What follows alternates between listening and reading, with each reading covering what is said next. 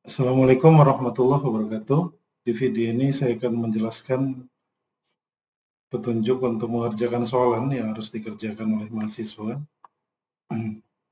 Sebelum saya lanjutkan, di sini saya review sedikit untuk pembahasan kita sebelumnya. Kita sudah ada membahas untuk simetrik dan asimetrik kriptografi ya. Seperti yang kita ketahui untuk teknik di kriptografi itu ada 3, baik itu simetris, asimetris, dan hash. Jadi di soalan ini nanti kita cukup memilih salah satu dari algoritma disimetris dan asimetris yang akan kita terapkan. Seperti yang kita ketahui juga di sini bisa kita lihat untuk algoritma simetris dan asimetris yang familiar seperti 8 poin ini yang saya tuliskan. Kemudian di sini juga ada saya listkan untuk simetris dan asimetris kriptografi yang bisa dipilih nanti salah satu. Nah, untuk soalannya dari masing-masing algoritma simetris dan asimetris ini kita pilih salah satu, kemudian nanti kita buat aplikasi web sederhana, kita bisa menggunakan PHP, Java, C++, Python, ataupun language programming lainnya untuk melakukan encrypt dan decrypt untuk sebuah file ya. Ini bisa kita pilih salah satu, baik itu PDF, DOC, XLX, atau TXT. Kemudian untuk aplikasi web yang kita implementasikan nanti, itu minimal terdiri dari dashboard ya, untuk menampilkan halaman utama, kemudian chipper, ini pemilihan chipper untuk algoritma yang sudah kita pilih salah satu nanti, kemudian key, untuk key ini nanti untuk panjang kunci sesuai algoritma yang kita gunakan, kemudian input file, ini kita select file nanti dari local drive laptop atau komputer kita, baik itu PDF, DOC, XLX, atau TXT. Kemudian nanti ada button untuk encrypt dan decrypt-nya. Kemudian untuk tugasnya yang sudah selesai dikumpulkan ya, paling lambat 17 Januari 2025 pukul 23.59. Untuk tugasnya ini bisa dikerjakan 3-5 orang dan nanti dikumpulkan di e-learning dan juga di Google Drive. Untuk di e-learning formatnya seperti ini, bisa diperhatikan nama kelompok. Jadi nanti nama kelompok itu tuliskan masing-masing nama mahasiswa beserta NIM-nya, mata kuliah, dan juga kelompok kelasnya. Kemudian source programnya nanti bisa dipastekan. Kemudian tampilan antarmuka program yang saya sebutkan seperti dashboard tadi. Kemudian buat juga pseudocode dan flowchart ya untuk penjelasan logika dari proses encrypt dan decrypt yang kita gunakan. Kemudian untuk di Google Drive bisa diakses link ini. Nanti untuk penamaannya bisa dilihat di sini. Seperti ini yang sudah saya buat. UAS_AS256 kelompok 9 KP376_AA ya. Disesuaikan nanti dengan kelompoknya, kemudian algoritma yang digunakannya. Kemudian yang dikumpulkan source programnya dan juga nanti readme. Readme ini nanti berupa petunjuk penggunaan dari aplikasi yang kita gunakan, bisa dibuat di Notepad, di Word, ataupun buat video singkat 1-2 menit ya untuk menjelaskan langkah membuat dan menjalankan program. Kemudian di sini juga dibuat di lembar jawaban itu ya untuk tabel seperti ini menggunakan language programming yang kita gunakan. Misalnya di sini Python atau PHP, jadi buat berhasil atau kurang berhasil dengan mencentang nanti di salah satu bagian ini. Jadi kalau nanti berhasil, buat keterangannya juga nanti ya. Kalau kurang berhasil, nanti buat juga keterangannya. Jadi seperti ini kalau berhasil, kalau tidak berhasil nanti misalnya program tidak selesai, program masih ada kesalahan, atau program hanya bisa melakukan encrypt, tetapi tidak bisa melakukan decrypt ya. Nah selanjutnya, di sini saya buat untuk contoh aplikasi webnya.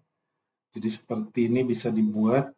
Jadi tidak ada navbar seperti ini pun tidak apa-apa ya. Cukup seperti ini. Yang penting minimal seperti saya sebutkan tadi. Ini berupa dashboardnya. Kemudian ada pilihan chippernya. Di sini saya gunakan chipper simetris. Menggunakan AES256. Kemudian kuncinya.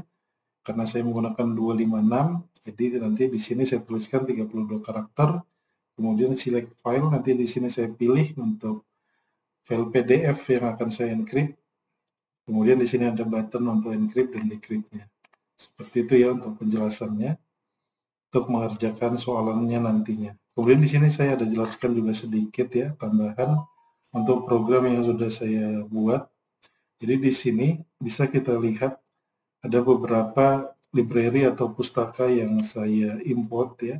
Jadi di sini nanti kegunaannya untuk meringkas program yang kita buat, karena di dalam library atau pustaka ini contohnya untuk Flash ini digunakan untuk membuat aplikasi web ya, menggunakan Python untuk language programmingnya. Kemudian di sini nanti ada crypto chipper. Ini kita gunakan nanti untuk membuat encrypt dan decrypt menggunakan AES ini. Jadi kita bisa tinggal install saja nanti. Kita bisa akses PyCryptoDOM ini. Jadi kita tinggal install nanti untuk PyCryptoDOM ini ya. Jadi nanti kita tinggal menuliskan fungsi encrypt dan decrypt AES ini saja ya, ataupun algoritma lain yang kita gunakan. Jadi untuk mempersingkat saja nanti, karena di dalam library itu sudah terdapat untuk proses encrypt dan decrypt untuk AES itu ya. Nah kemudian ini untuk fungsi encrypt filenya. Selanjutnya ini nanti untuk menyimpan file yang terencrypt, artinya nanti di web itu untuk filenya tidak langsung ke drive, tapi bisa di-download di laman dashboard itu juga gitu ya. Selanjutnya ini untuk decrypt-nya. Jadi sebagai tambahan di sini untuk AES-nya saya menggunakan mode CBC ini ya.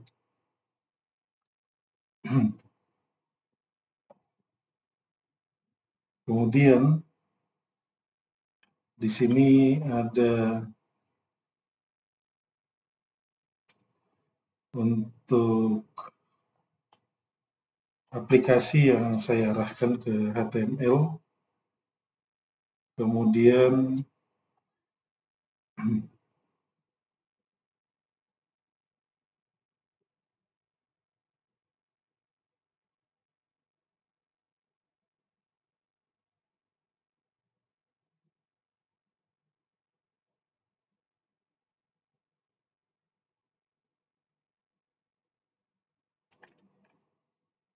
kemudian di sini ya bisa kita lihat untuk fungsi yang lain untuk AES256 ini untuk kuncinya sebanyak 32 karakter nanti ya.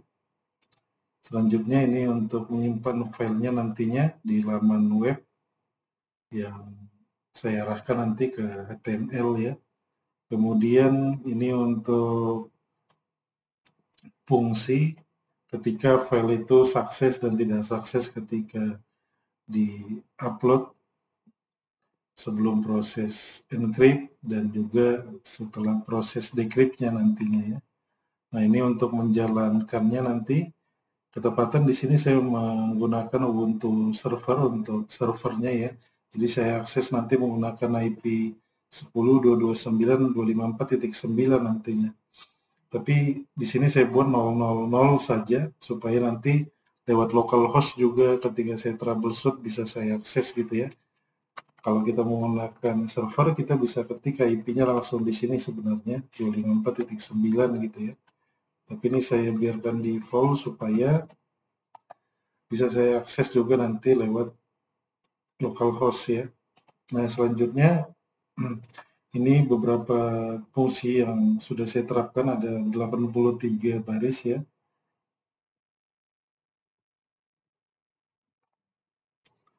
Kalau seperti ini untuk hanya proses fungsi untuk upload ya.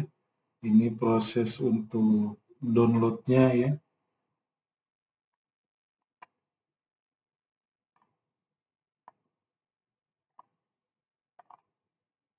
Kemudian ya itu saja ya untuk fungsi-fungsinya, karena nanti secara detail nanti untuk fungsi di AES itu dari state, kemudian tron key dari putaran kunci awal sampai akhir itu sudah ada di library CryptoCheaper ini ya. Nah, selanjutnya di sini saya running terlebih dahulu. Ini saya akses. Nah, seperti ini untuk aplikasi web yang sudah saya buat. Jadi ini saya jalankan di localhost ya. Jadi kalau saya akses juga melalui IP address 10.229.254.9, ini juga bisa saya akses. Nah, di sini ini tampilannya atau dashboard yang saya sebutkan tadi, ada chipper simetris. Di sini saya gunakan AS256. Kemudian saya menggunakan panjang kuncinya 256 ya. Dan nanti di sini saya input 32 karakter ya. Ini bisa kita hitung nanti. Nah, ini untuk choose filenya. Di sini contohnya saya akses untuk file PDF yang akan saya encrypt nantinya ya. Nah, sebelumnya saya perlihatkan dulu di folder download ini. Jadi di sini file PDF yang akan di encrypt ya. Sebelumnya kalau saya akses ini bisa ya. Nah, selanjutnya saya akan coba untuk encrypt ya.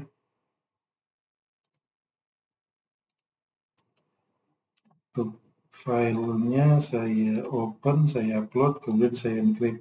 Nah, ini tadi maksud saya ditampilkan di laman ini ya. Untuk baris perintah yang saya sebutkan untuk sukses dan sukses tadi. Nah, di sini saya tinggal download file ya. Ini filenya saya open di foldernya. Jadi ada keterangan nanti di script yang saya sudah buat. Jadi nanti ketika sudah di-encrypt ada keterangan tambahan ya, encrypted di sini. Nah, ini kalau saya akses ini tidak bisa ya karena sudah di-encrypt. Kemudian untuk proses decryptnya saya gunakan kunci yang sama. Kemudian saya choose file untuk file yang sudah ter-encrypt tadi. Kemudian saya decrypt. Nah, ini saya download filenya. Ini filenya ya. Nah, ini filenya bisa saya open lagi untuk proses decryptnya. Jadi seperti itu untuk aplikasi ya, gambaran umumnya yang bisa kita terapkan. Jadi pilih salah satu nanti dari algoritma simetris ataupun asimetris yang akan kita gunakan nanti ya. Cukup sekian, terima kasih ya, mudah-mudahan bermanfaat. Assalamualaikum warahmatullahi wabarakatuh.